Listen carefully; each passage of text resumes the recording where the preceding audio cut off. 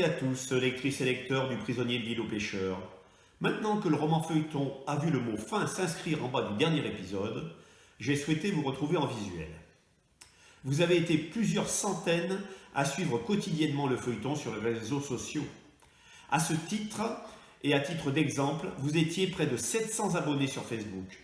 Un coup de chapeau à vous, mesdames, car les statistiques m'ont révélé que 83% des lecteurs du Prisonnier de l'île aux pêcheurs étaient des lectrices. Certains d'entre vous me connaissent, d'autres non. C'est pour eux que je vais me présenter très brièvement. Je m'appelle Alain Descortes, j'habite un village de l'Isère rhodanienne. J'ai fait des études scientifiques et une carrière dans l'informatique. Rien ne me destinait a priori à l'écriture. Pourtant, l'attrait pour la langue française, la grammaire et l'orthographe, plus un passage par le théâtre amateur et par l'écriture de pièces de théâtre, m'ont fait basculer dans l'univers des romans. J'écris maintenant depuis une dizaine d'années et j'ai déjà publié 4 romans. Mais j'y reviendrai dans un instant.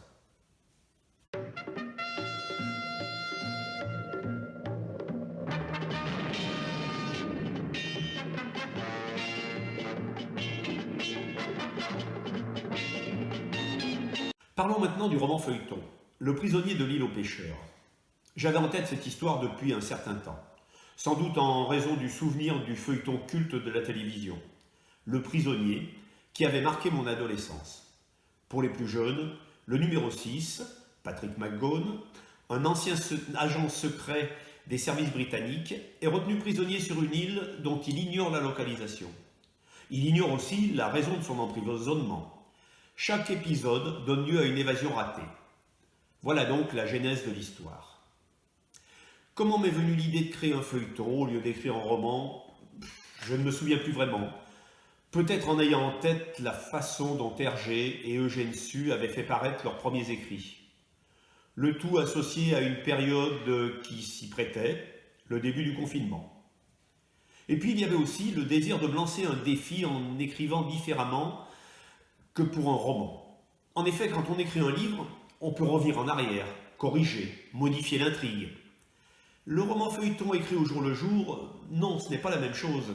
Quand l'épisode est publié, on ne peut plus revenir dessus. En plus, j'ai lancé le roman feuilleton sans avoir d'avance sur vous, les lecteurs.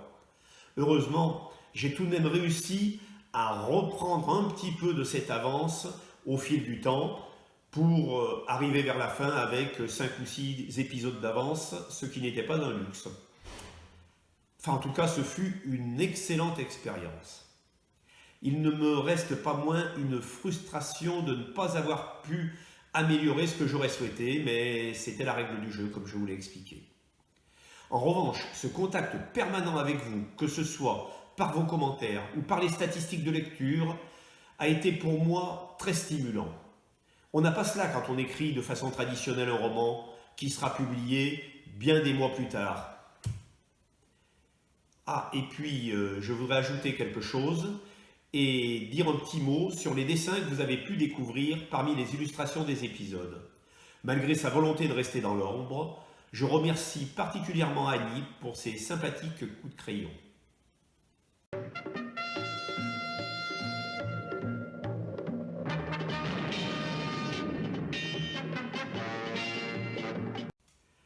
Alors maintenant, nous allons passer à vos questions. Vous avez été nombreux et nombreux à m'en poser. J'ai sélectionné les plus significatives. Je suis désolé pour celles que je n'ai pas retenues. Alors, première question. Connaissiez-vous à l'avance l'histoire que vous alliez publier? Alors, pour la saison 1, oui, un peu dans les grandes lignes, sans que la fin soit clairement définie dans ma tête. J'avais effectivement le fil conducteur du feuilleton Le Prisonnier dont je vous ai parlé, mais je ne savais pas comment je terminerais cette saison 1. Alors quant à la saison 2, une semaine avant de la commencer, je ne savais même pas que je l'écrirais. Et j'ai décidé de l'écrire avec l'annonce du renouvellement du confinement qui a eu lieu début avril, et puis c'est vous, par vos supplications, qui m'avez poussé à poursuivre. Donc à partir de la saison 2, effectivement, je ne connaissais pas l'histoire, je ne savais pas comment la saison 2 allait se passer, j'avais plein d'hypothèses en tête évidemment, Mais finalement, je me suis laissé porter par mes personnages.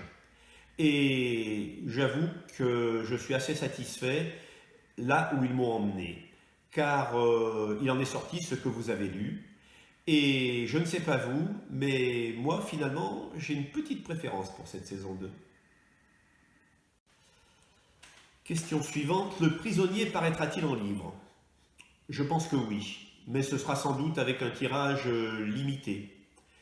Peut-être sous forme de financement participatif pour avoir un nombre d'exemplaires minimum pour que l'opération soit possible. Mais pour cela, je dois revoir aussi la forme. Je me suis laissé aller à un style un peu moins travaillé que pour un roman. Il y a quelques erreurs mineures que je souhaite rectifier aussi.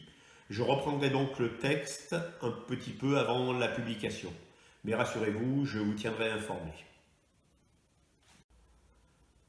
Pouvez-vous me parler de vos autres œuvres? Merci pour le terme œuvre et merci de m'avoir posé cette question qui me permet de réaliser une petite présentation de mes autres romans. Il y a une dizaine d'années, j'ai écrit 2 pièces de théâtre pour la troupe de théâtre amateur dans laquelle je jouais, la troupe des Scotchés. J'ai écrit 2 comédies, L'Auberge de la Vérité et Ça s'emballe chez Meunier-Tudor.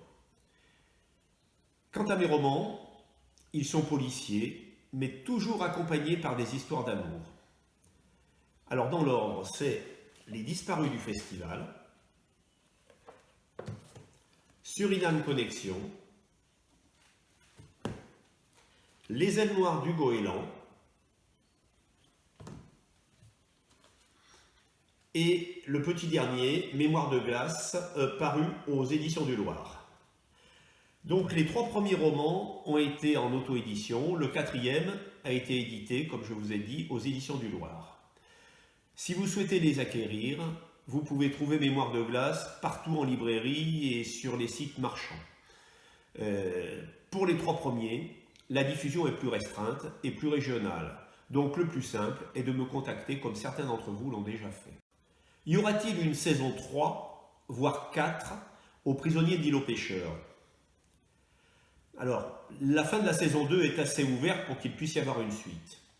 Cela n'aurait pas forcément été le cas par rapport aux autres hypothèses que j'avais pu envisager. Comme pour tous mes autres livres, j'ai déjà en tête une suite possible, mais je ne sais pas.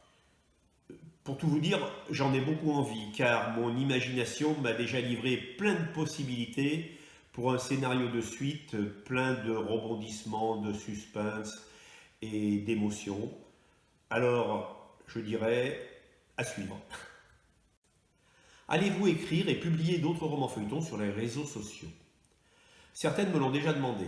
Pour l'instant, je réponds non, car je suis bien occupé à écrire un nouveau roman qui devrait paraître en 2021. Mais il peut y avoir des circonstances de récidive que je ne souhaite pas, comme par exemple une nouvelle période de confinement. Alors, sait-on jamais.